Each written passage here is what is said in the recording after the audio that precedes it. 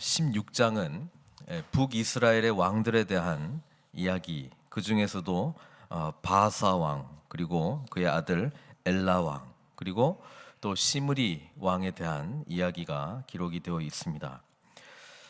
북이스라엘은 19명의 왕들이 통치하게 되는데요, 모두 하나님 보시기에 악한 왕으로 그렇게 평가를 받게 됩니다.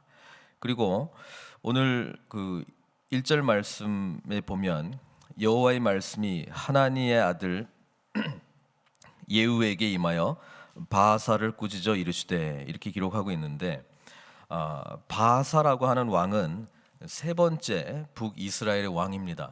첫 번째 왕은 여로보암이었고, 여로보암이 한 오랫동안 통치하다가 그의 아들 나답이 이제 통치하게 되었습니다. 나답이 한 2년 동안 통치를 했는데 바하사가 구테타를 일으켰습니다. 그래서 바하사는 여로보암의 시대를 끝내는, 그리고 여로보암은 또 에브라임 지파 사람이었지 않습니까? 바하사는 좀 소외되고 있고 좀 작은 그 이사갈 지파 출신으로 자기가 이제 왕 한번 해보겠다고 그 나답을 죽이고 자기가 이제 왕이 되었습니다. 이렇게 북이스라엘은 하나님의 기름 부음 받은 사람이 왕이 된 것이 아니고, 하나님께서 너를 선택해서 내가 왕으로 삼겠다 해가지고 왕이 된 것이 아니라 계속해서 죽이고 죽는 그런 일들이 기록되어 있습니다. 재미있는 것은 지금 이때 남쪽 유다 왕은 아사 왕입니다. 아사 왕은 르호보암 그리고 아비암에 이어 세 번째 왕으로 그렇게 등극을 하게 됐는데, 앞선 두 선왕들에 대한 평가는 물론 성경에서는 이제 악한 왕이다 이렇게 기록이 되어 있습니다만은, 아사 왕은 그래도 다윗의 마음과 같이 정직하게 행했다라고 20명의 남유다 왕들 중에서 첫 번째로 그래도 선한 왕이다라고 하는 평가를 받게 된 게 아사 왕입니다. 이 아사 왕이 통치하고 있는 동안에 5명의 왕들이 북쪽에서는 바뀝니다. 5명의 왕들이 바뀌었다라고 하는 것은 그만큼 통치라고 하는 이것이 그러니까 먼저 잡는 사람이 이기는 것이다라고 하는 인간의 욕망에 의해서 누가 하나님이 세워주셨다는 그런 정통성이 없기 때문에, 여로보암도 마찬가지죠. 여로보암도 하나님께서 세우시겠다라고 하는 그런 예언의 말씀이 있었습니다만은 결국은 잘못된 길로 가게 된 게 자기의 그 욕망대로 모든 것을 통치하려고 하는 그런 잘못된 길로 갔지 않았습니까?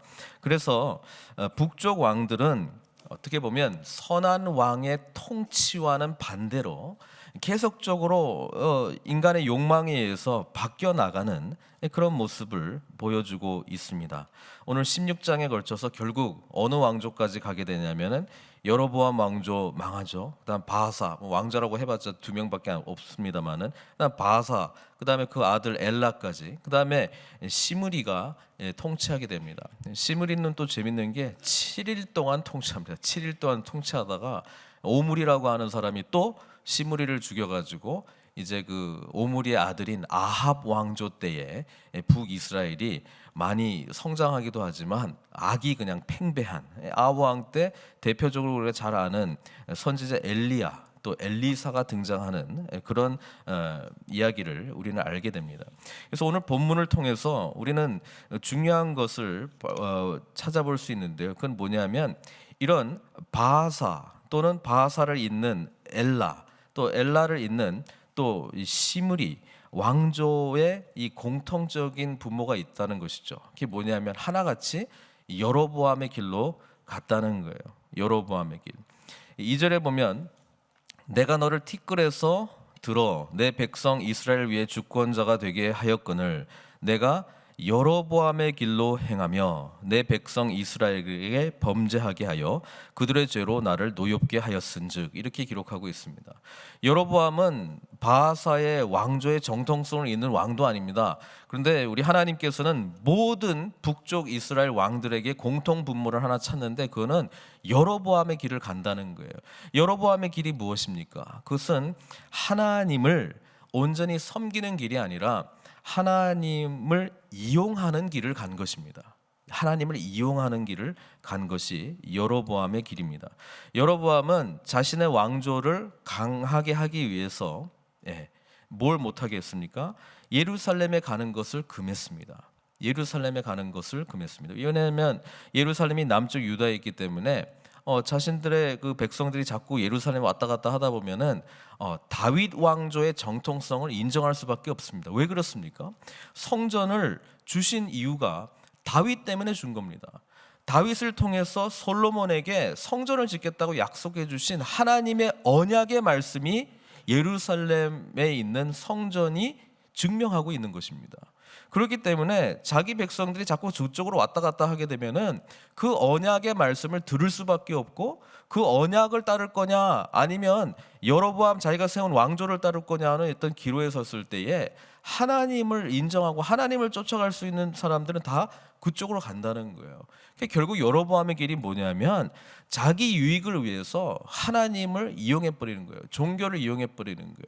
예배라고 하는 그 중요한 하나님과의 관계, 그거를 자기의 욕망을 위해서 사용했다는 거예요. 그래서 편의대로 자기 마음대로, 하나님이 지정해 준 것도 아니고 하나님이 원해서 한 것도 아니고 자기 마음대로 단과 베델에다가 금송아지라고 하는 것을 만들어 가지고 이것이 너희들의 하나님이다, 딴 데 가지 말고 이렇게 예배하라, 그러면서 종교 활동을 장려했습니다.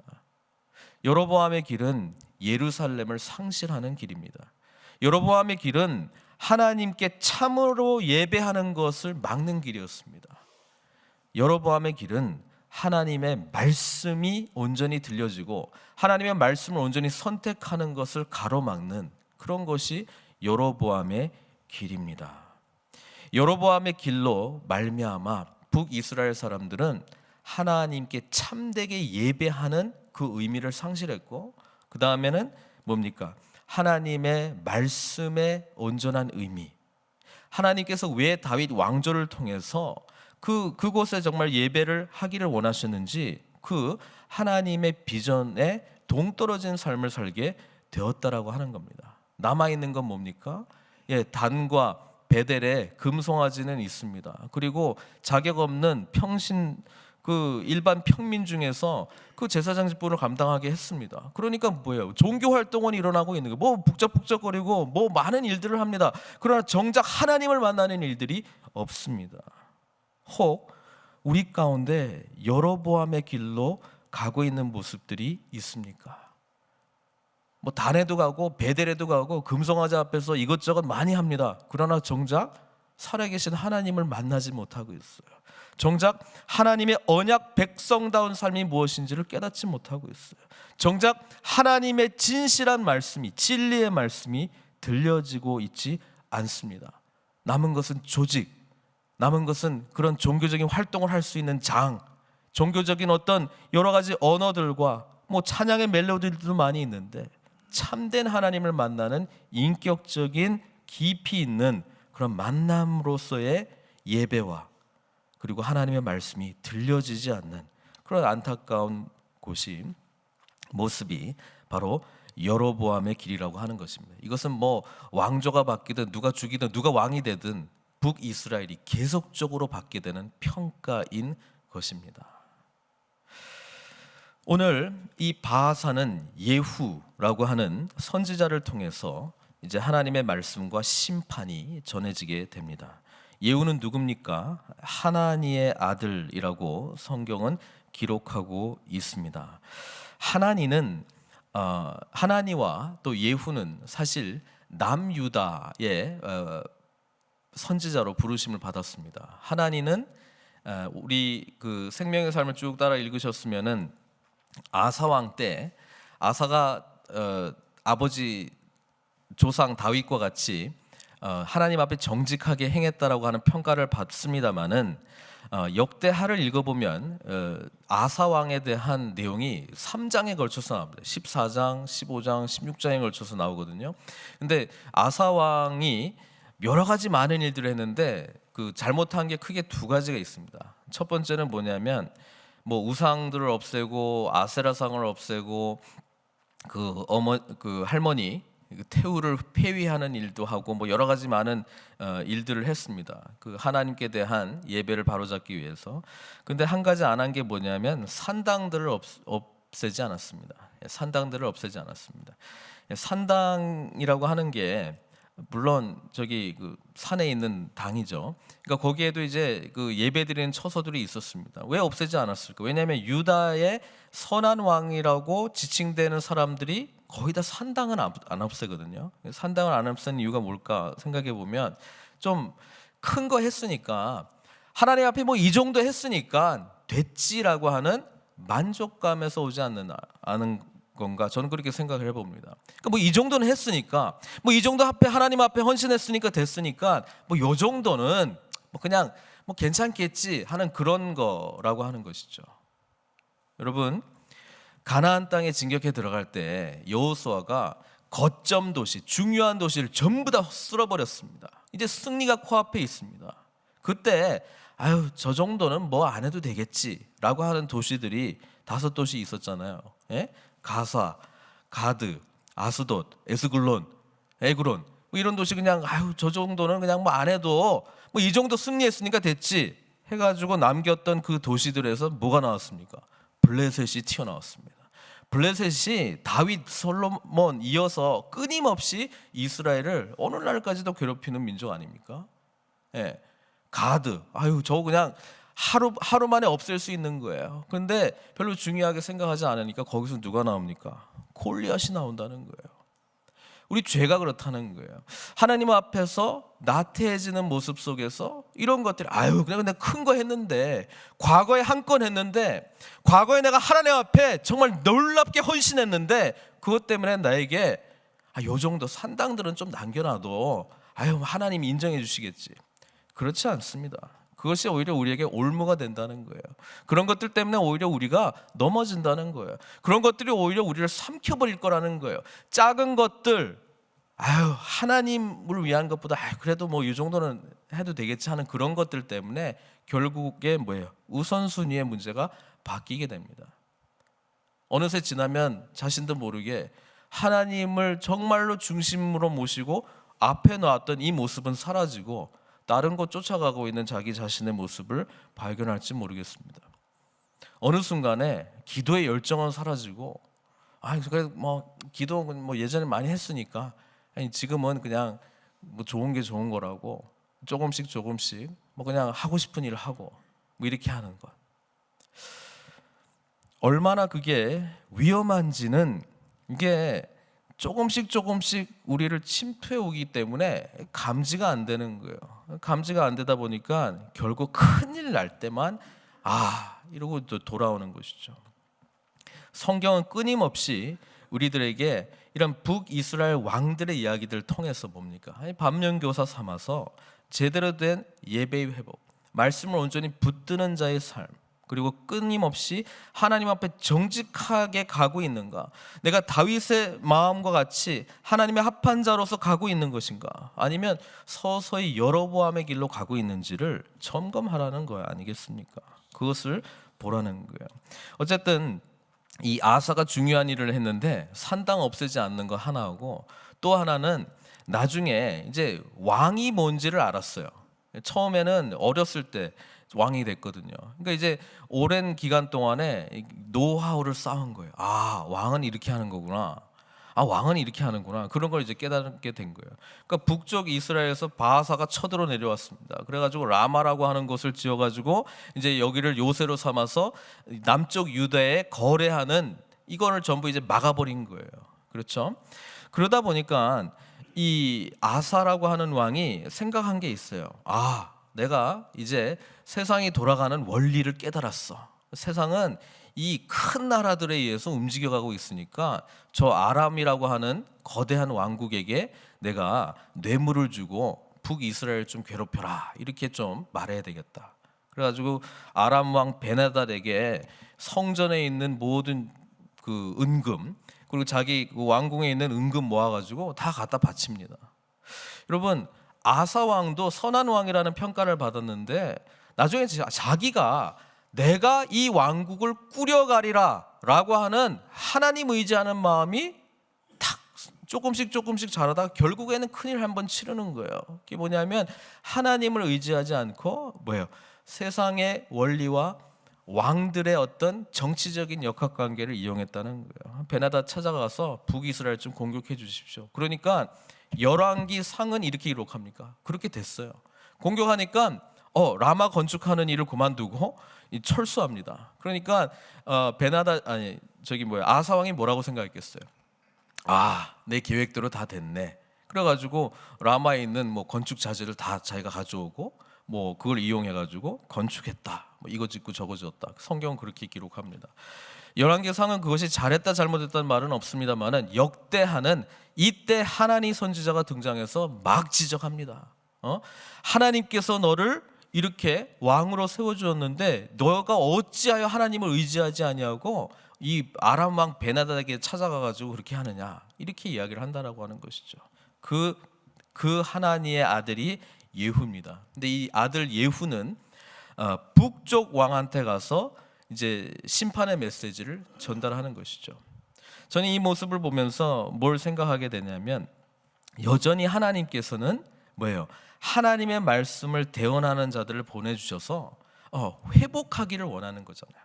회복하기를 원하고 있는 것입니다. 열왕기 상하, 역대 상하 우리는 역사서로 분류합니다. 왜냐하면 왕들의 이야기가 많이 기록되어 있기 때문에. 그런데 히브리 성경은 다르게 분류를 합니다. 이 열왕기 상하를 뭐로 구분하냐면 예언서로 구분합니다. 예언서로 구분합니다. 왜 예언서로 구분하냐면 이 왕들의 이야기는 결국 하나님의 말씀을 대언하는 선지자들의 말씀대로 이루어지는 역사이기 때문에 그렇게 기록하고 있습니다. 그런 점에서 우리는 예후라고 하는 선지자를 통해서 심판하는 이 내용이 하나님의 말씀대로 이루어진다라고 하는 그 관계 속에서 이 말씀을 봐야 된다는 것입니다. 하나님의 말씀대로 모든 것이 진행이 됩니다. 하나님의 말씀을 붙드는 자가 그래서 승리한다는 것이죠. 우리 주님께서도 말씀하셨습니다. 천지는 없어질지언정 내 말은 없어지지 아니하리라. 그렇게 우리 주님께서 말씀하셨는데 우리는 영원히 없어지지 않을 하나님의 말씀을 붙들지 않고 한번 보면 사라질 것들을 얼마나 많이 붙잡고 의지하고 있냐는 것입니다. 그것을 의지할 때 우리는 쉽사리 여로보암의 길로 갈 가능성이 높습니다. 우리 모두는 하루하루 또 주어진 삶의 선택 가운데서 언제나 이 두 길이 우리 앞에 놓여져 있다는 것입니다. 어떤 사람들은 쉽게 아사의 길을 갔다라고 생각을 합니다. 많은 일들을 이루었다고 생각합니다만은 산당들 이런 거 제거하지 않는 것, 그 다음에 조금씩 뭔가 익숙해져 가지고 하나님을 의지하는 그런 순수한 마음은 사라지고 인간적인 지혜와 이제는 쌓았던 경험 그리고 만난 사람들도 많으니까 이런 인적 네트워크나 아니면 내가 가지고 있는 어떤 것들을 더 의지하기 시작하면 서서히 여로보암의 길로 갈 가능성이 점점 높아진다라고 하는 것이죠.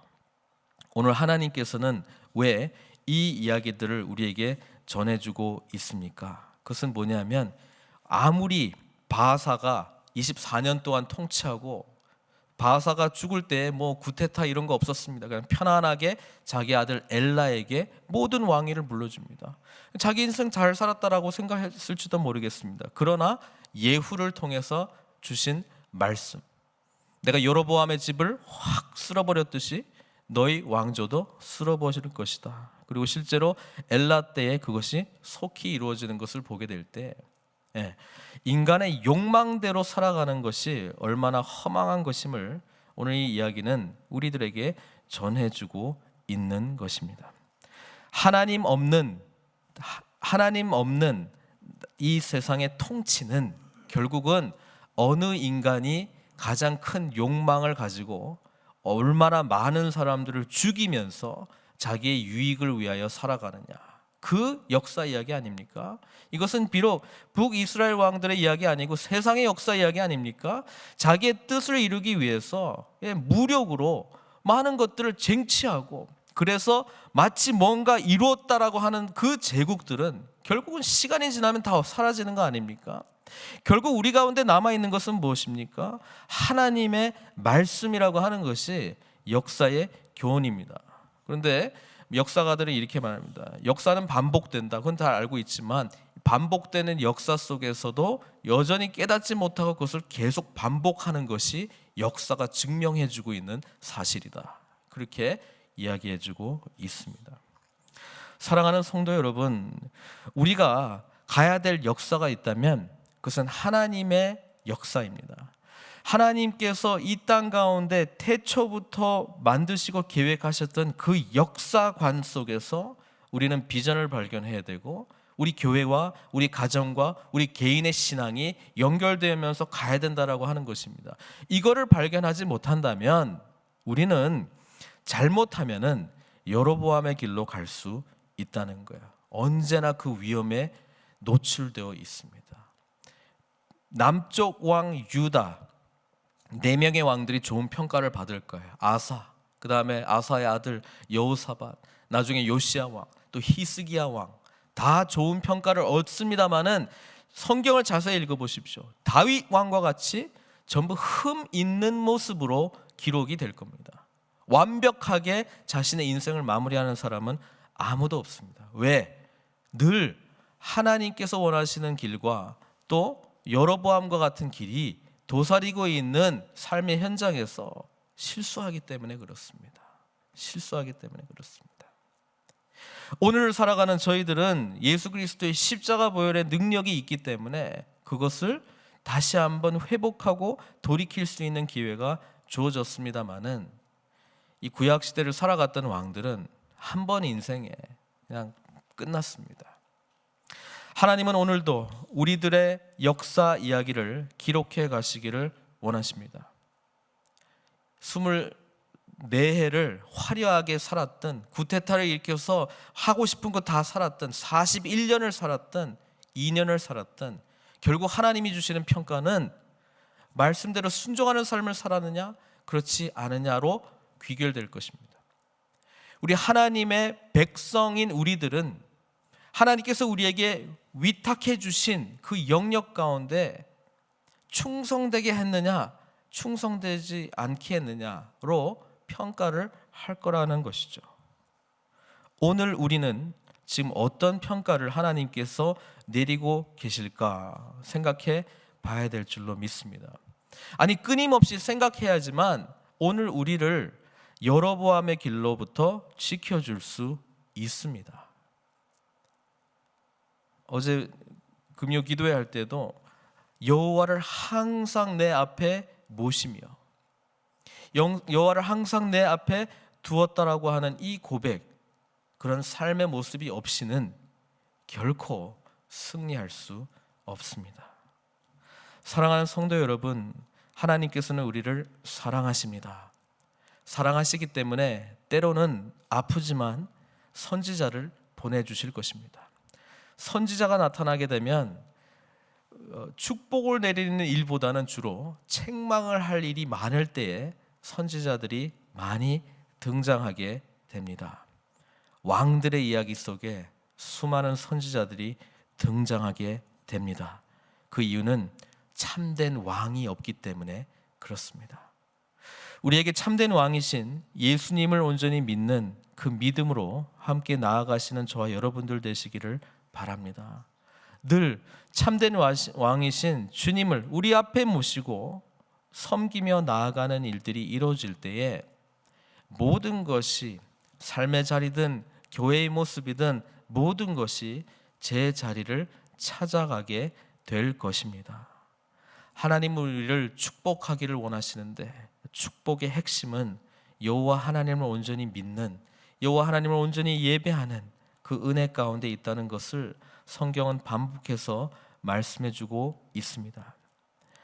여로보암의 길을 감으로 말미암아 하나님께 책망 듣고 심판받는, 평가를 받는 우리 늘푸른 선교교회 공동체가 아니라 하나님께서 들어 쓰셔서 저 귀하게 사용하셔서 정말 칭찬받는, 우리를 통해서 하나님의 위대한 꿈이 이루어지는 그런 교회 되기를 소망합니다. 그 교회를 향해서 함께 나아가시는 저와 여러분들 되시기를 주님의 이름으로 축원드립니다. 기도하시겠습니다.